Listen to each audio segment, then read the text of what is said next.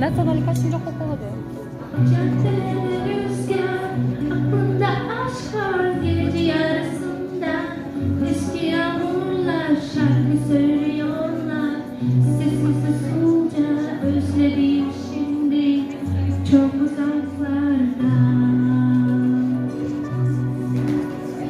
Senin o günde hayat güzellik kahkahalarıyla tünen geçerdi. Ellerim usanmaz, dokunamaz ki özledim şimdi çok uzaklarda. Onu özlüyormuş benim bir tanem, çok üşüyormuş benim olmayınca öyle yazıyor son kısmında.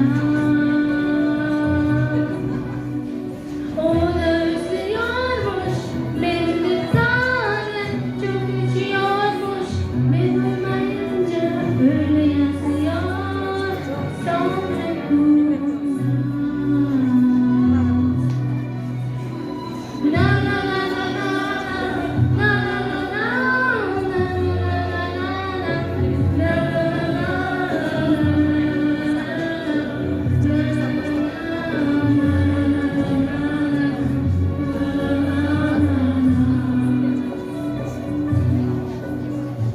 Caddelere rüzgar, aklında aşk var gece yarısında. Eski yağmurlar şarkı söylüyorlar.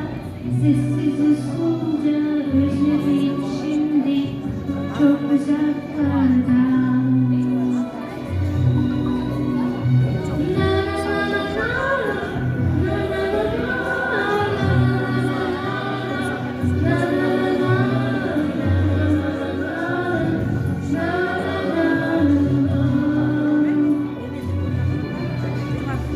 Onu özlüyormuş benim bir halim, çok üşüyormuş ben olmayınca öyle yazıyor.